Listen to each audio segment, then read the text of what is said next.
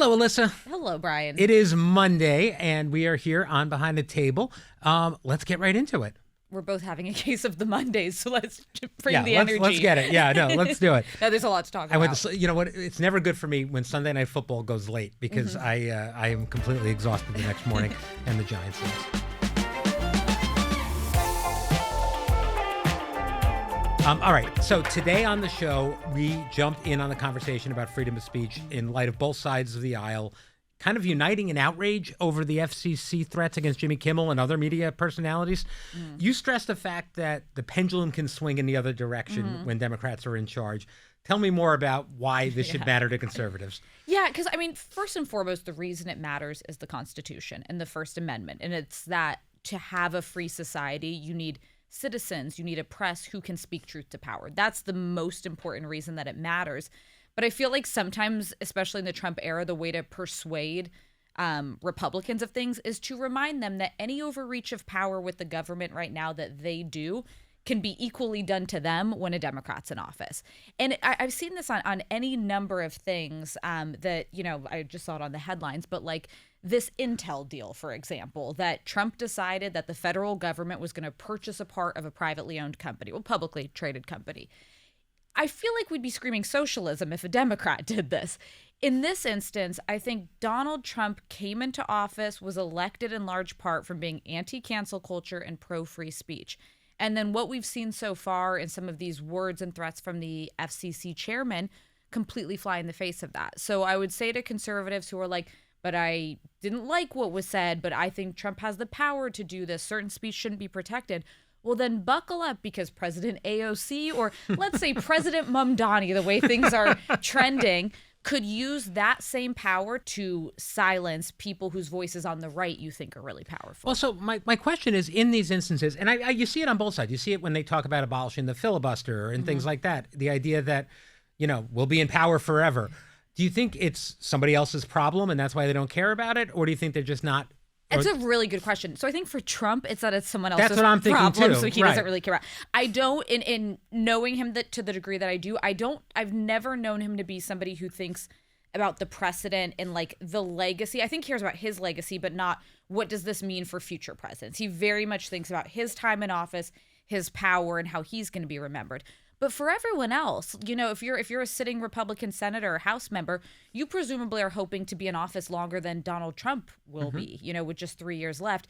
And you should be thinking how this very same power could be used against your own side. Or is the feeling that the other side won't have the will to use it in the same way? Because Democrats have been reluctant to push the norms in the way that he has. In the example that's been given on the right to talk to in more recent history of Democrats in power overreaching when it comes to speech is a little bit different. They point a lot to during COVID, when there was sort of this policing, if you will, from the Biden administration of Facebook and at the time Twitter, some of the COVID disinformation and things that they didn't like being shared about COVID origins. And this became a huge rallying cry on the right that the federal government was interfering with these companies and saying, you can't have this information on. Now, that's actually technically different from a First Amendment issue because you're talking about a company that has a different parameters on which they police content that's on it. But that was something that was huge leading up to this last election, was they saw that as an overreach of the federal government. Also, Jon Stewart had a very good, I recommend watching like all 25 minutes that Jon Stewart did on this. But one of the points he made that once he said it, I was like, that's spot on. I actually don't think it would be in Trump's best interest to have purely state media that's pro him. I actually think, I mean, it's not good for America. That wouldn't be good for any president to have no, but like, he's somebody who kind of needs a foe. He kind of needs somebody to argue with, to fight with, to blame things on. If you just purely had Fox News across the board, just like never questioning anything he did, I don't know that I think that actually would be helpful to him either. Well, you know, the larger question I had for you, because you've talked a lot in the last couple of years about how young conservatives in particular and podcasters and things like that have taken issue with cancel culture. And in particular, free speech being, in their opinion, muted on social media, on mainstream media in general, and things like that. What's the cognitive disconnect where that makes this something that's going on here okay as opposed to that? So that's what I really wanted to talk about today, but unfortunately a lot of the folks I'm waiting to hear from, like Joe Rogan, haven't done their shows since the Kimmel news came down. And I'm very curious to see where some of the younger voices in that space come down. Andrew Schultz, to his credit, and his co-hosts or whatever, were extremely critical. And they basically were like, this is the same cancel culture that we've been against. Like, I thought we were all free speech absolutists. You can say anything. But that, I think there is a disconnect, because Sarah Haynes cited Steve Bannon and him basically doing the, like, it's for the greater good and I'm loving it and I love a scalp. Put that take generationally somewhere different, because I think a lot of these Gen Z, especially men, but Gen Z in a historic percentage turned out for Donald Trump. I think that there may be a pretty significant backlash to this, because it goes against what so many of these influential people were talking about. The one I saw that was kind of the current generation that did talk about it and was taking a different description of cancel culture was Dave Portnoy, who was saying that, in his opinion, cancel culture is digging up an old tweet. Oh, but if we can get into it, the Barstool drama around this, which is Dave Portnoy's country, has actually been, they've been very divided over this, because Portnoy kind of leaned into, okay, but a company has a right to do what it wants to, which is true. Sure, it is true. A private company can do whatever they want. Which we said, that has nothing to do with the First Amendment aspect. But some of the other influencers at Barstool who have very big platforms took completely different takes on it. Kevin Clancy's one I'm a big fan of. I think he's just such a free thinker. And he very much said, he's like, if you get to a place where saying anything critical of the government or who's the president isn't okay, we're in a very dark place in America. Well, it's definitely a conversation that's going to be continuing. All right. Speaking of conversations on the show, tomorrow we're going to have a very interesting one, because we have former Vice President Harris here tomorrow to discuss her new book, 107 Days. The excerpts of the book have made headlines last week and over the weekend. You've read the book. What's most notable for you? It's okay. I've read more political memoirs than most humans should read in their lifetime. It's juicy. Yeah. Like, I was worried it was going to be kind of platitudes and positioning for like whatever she does next. No, she spills a lot of tea. She doesn't pull punches with her own counterparts, with her own party. There was a lot that was interesting. I mean, we talked about it a little bit, but I thought that the debate around who her vice presidential pick should be was really interesting. She basically just openly admits her gut wanted to go with Pete Buttigieg. But she was worried about if you had a black woman and a gay man running as a ticket, if the country would accept it, which I think even her sharing those reflections and that went through her mind is incredibly valuable. And like for the history books that she'd openly say that, because every politician of every level thinks those things. They don't always like share with the public after the fact. And I actually really strongly disagreed with the take. That's her right to believe it. But and Buttigieg responded over the weekend gracefully as he would. But simply to say that I think that, listen, identity's always going to matter. It's easy to be able to say, like, don't look at things through that lens. But I do think politicians who listen too much to consultants too often look at people in the boxes they fit into rather than just the broadest swath of the public. And I think the greatness of Pete Buttigieg as a communicator and as a politician is you don't think about his identity, you think about his ideas when he speaks. He can go toe-to-toe with the greatest politician out there. I don't agree with him on a lot of policy. Right. But he literally, I've never heard him speak and been like, ooh, he's not going to get this. He's going to botch this. I mean, as someone you're a political animal in many ways, don't you just look at it from the perspective of who's going to be the best chance to win? Or is that not? Yeah, but I don't think if that's your vantage point, because I simply don't agree. You don't agree that he wouldn't have given her the best chance to win? Yeah, that the potential votes I can agree lost, with that. Yeah. being a gay man, would have outnumbered the potential of people he could have brought in. I just don't see that in the Democratic coalition. I don't disagree with you on that. And then to your point, some of the most interesting things about this have been people reacting to her book. So Gavin Newsom, who she says in the book apparently never returned her phone call and said he was hiking. He remembers it differently. Josh Shapiro, who she said was a little too interested in the power of the vice presidency, had a different reaction. So it is interesting. She's putting this out here and people are, of course, going to react. It's very interesting. I mean, also, if you look at early polls, which it feels ridiculous to say 3 years out from a presidential election, but she's consistently been in the top 2 or 3. Gavin Newsom's surpassed her in most of them, is kind of the top people that Democrats are interested in potentially running, but she's consistently up there. So the biggest thing I want to take away, she's not going to give us, I assume, but please do give us any major announcements about her future plans tomorrow. But I'm going to be watching for how she's answering things, and does it sound like she might be thinking, okay, I'm going to be running against J.D. Vance or Marco Rubio in a few years? Is your impression from reading the book that she does want to continue in politics? I think so. And I got some flack for saying after she came out and was like, when she was on Colbert, she had said she wanted to like kind of be on the outside of politics. She's got 3 years to do that, but I think she very much wants to run for president again. And I think that a lot of, as you're reading it, kind of working through what went wrong, she gets granular in it, and that she's putting that level into it makes me think she's thinking about what could be done differently next time. What do you think she's going to say about her last appearance on our show? Because there's a whole chapter in the book about it. It went viral and was used in every Trump ad. This is a very DC thing, but when anyone writes a book, you go to the back and you see if your name's in it so that you could read what's written about you. I did that, but with the View chapter, I was like, well, I need to know I read that chapter first. I thought she totally owns that she should have answered the question. Yeah, it's very graceful. And I think that what's interesting, we forget that politicians are humans too. I don't think, she kind of says this, I don't think she realized how much she stepped in it. And then she took a minute to think about it, and we went to commercial break, and she realized she did. I've done that a million times on live TV where you're like, oh, no, that was fine. And then you think about it, you're like, oh, no, that was not fine.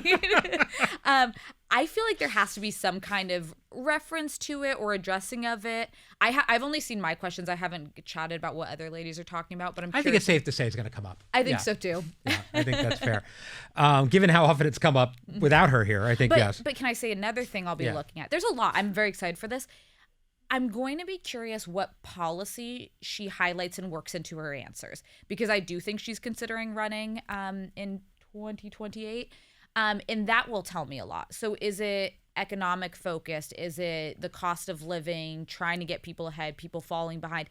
Is it that, or is it more into what Trump's doing wrong, the overuse of what, I'll be watching for what she chooses to highlight will be kind of an early signal to me of how she wants to position getting ahead. And it's interesting because you've watched Buttigieg and Gavin start to stake out their lanes of what they're focusing on. Well, it's only fair since we did it last time she was here, so all 6 of you are going to be on tomorrow too. So that'll be interesting for people to tune in. It should be, and the vice president will be most of the show tomorrow, so it'll be good.